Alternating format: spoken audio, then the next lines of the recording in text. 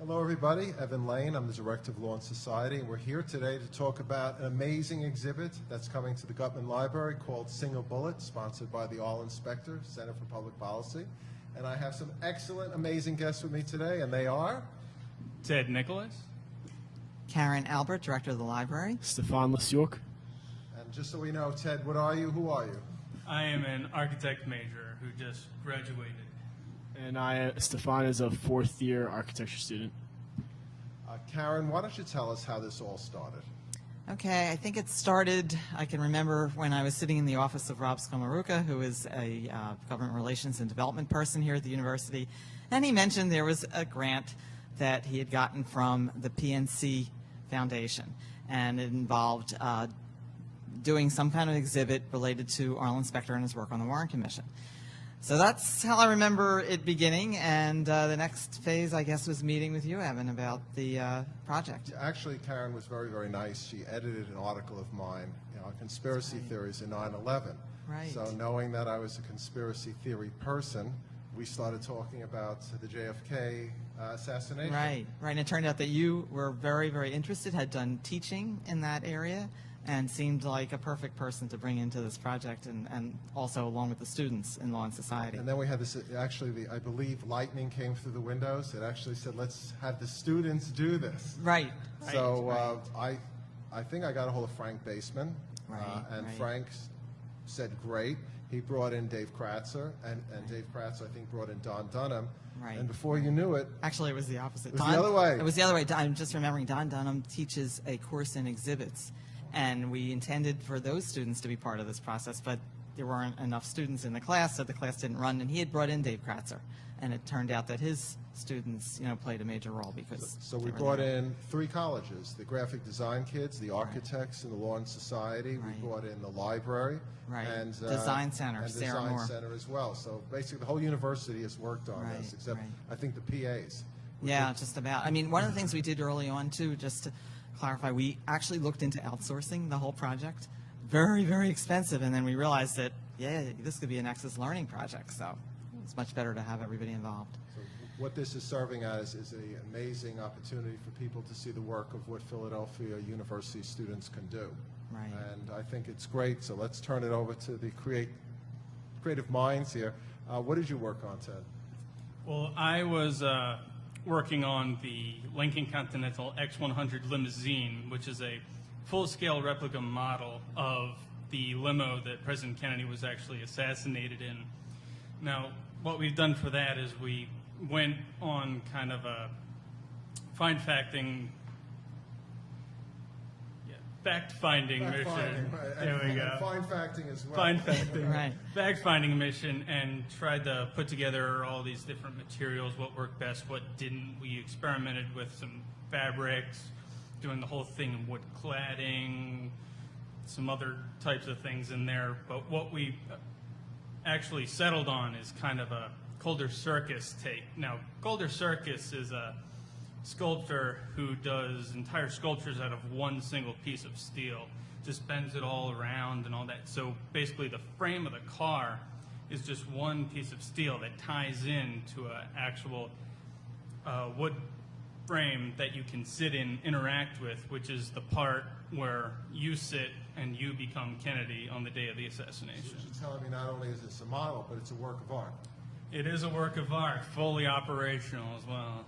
What did you work on? So when we got thrown into this project, I was part of the documentation group, and for us, we found it important not only to tell the story about the Kennedy assassination, but also how did this exhibit get put together, since we thought it was a story itself. So we viewed it as important to share to the people that experience the exhibit, all the students, all the faculty that are involved into making this what it became. What's it like working with different majors? Law and Society, graphic arts, architecture. It was definitely interesting. It was, I guess, the epitome of Nexus Learning, the actual bringing together of all the colleges. So it was nice to have different viewpoints and not just architecture-minded people. It was nice to bring in other people who had different mindsets and let us view things from different perspectives. I can tell you, working with Karen and Frank and Don and so forth, it was an amazing process because I come from a more social science background, not on a visual background, but we sort of like played on each other. Like one person, did. how about this? The other person, well, how about that? And you're nodding your head, Ted. Yeah. Okay, it was a lot of back and forth throughout Yes. the whole process with the design aspects as well as the documentation, followed in with the graphics of the whole thing, and just to see how it all tied together at the end, it really shows what Nexus Learning is all about. Yeah, I mean, we really had a lot of animated conversations. We met a lot with the groups, the students who were working on the project, including the graphic design and the architecture students, and then the, I guess, the adult component, which kind of acted as the client, and we would talk about what our thinking was. We also had a project manager, Liz Lewis, who is from the exhibit and museum world, and she had a lot of great insights into what, thinks she was really good, things that could help us. I'm remembering the car went through a lot of different iterations. We went about 8 iterations in Right. on that before we finally settled on one that worked. Right, right. What do you think the most enjoyable part of the exhibit will be for people coming in? I think the overall experience in general, just to see the walkthrough, the storytelling from the assassination, especially seeing it in the view of Arlen Specter, being able to get in his shoes and learn, what made him finally come to the single bullet theory, what made him make the final assumption that it was a single bullet that killed Kennedy.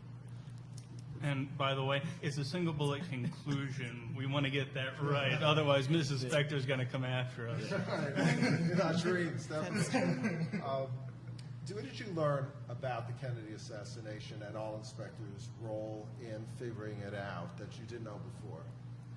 Well, thanks to the class that you taught that I took over the summer, I had a pretty good background of the Kennedy assassination with all the different conspiracies going into it, that it was a single shot, and it wasn't 2. There was or was not a grassy knoll, which we know is not, as well as the overpass shot that a lot of people bring up, and a bunch of other conspiracies that are coming up now, some gutters, things like that. But Someone actually said yesterday that one of the security officers, one of the I heard Secret that Service, shot Kennedy. So it's the never guy on ending. the motorcycle in front of him turned around and shot him as he went to go by. That's always a good one. But the truth of it is it was the single shot. It was the only way that it could have happened, the way that Governor Connolly was seated and the way that the president was with his back right straight up. That's the only way that all this damage could have happened. Even if you line up the shots correctly, which we do in the car to kind of disprove these conspiracy theories, you can see that when it's straight on, they don't work either way. When it's off to the side and down, that's when it starts to come together, and that single shot does make sense as the only How possible. about you? Did you know? You didn't take my class. Did not take your class. What No. did you learn that you didn't know before? Just the amount of theories that are out there that people actually think that, like you said, the Secret Service shot him, the grassy knolls, that there's so many different theories out there that most people can't believe that it was the single bullet. I thought that was a little astonishing to me. Karen, let me ask you, what's Yeah. your favorite part of the exhibit? Oh my gosh, it's hard to say. There's so many. I mean, maybe I was most impressed with the Dealey Plaza model because it is just so beautiful looking and authentic, and it does show. Actually, I just wanted to mention there were 3 shots, and the single bullet is talking about the one that Arlen Specter felt hit both, or proved that hit both Kennedy and Connolly, and that was kind of what was leading to the idea that Oswald was the lone gunman. And that's what the Dealey Plaza shows, the 3 shots. And also, I also just wanted to say that I think it's really great that our exhibit does show what Arlen Specter's thinking was, but we want people to take away from that. This is what he did, this is his investigation, which is kind of a very complex story to tell.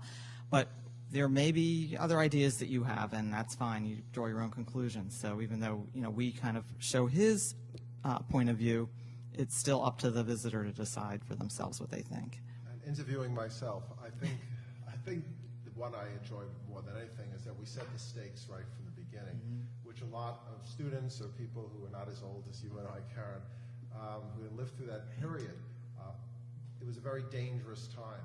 And the question of who killed Kennedy could well have rested in the Soviets. And if that was a conclusion, we could have gone to war. President Johnson himself was afraid that the Soviets would actually do a preemptory nuclear attack on America. And solving this assassination was one of the most important national security items of that time. No fooling around. And when Specter was involved in this, the stakes were extremely high. And once you come into the exhibit and you know that, you understand just this is an interesting historical story. But more importantly, it was a critical work done by Senator Specter, which may have prevented a war at that time. I can just say I loved working on it, and I want to thank everyone for coming today. Any final comments that you want to give a final comment? Come to the exhibit. Right? Come to the exhibit, experience everything that's there. You'll be put in the position of Kennedy as well as Oswald and be able to experience and see all of the different information that Arlen Specter accumulated to be able to prove his conclusion of the single bullet. So come, enjoy, and tell your friends. And come to the opening event on October 17th, 4 to 6 p.m., and we'll have one of the few surviving staff council members from the Warren Commission, Howard Willens, who just published a book on History Will Prove Us Right, and he will be there in person. So do come out to the library. Come to the exhibit. Exactly. Thank you very much.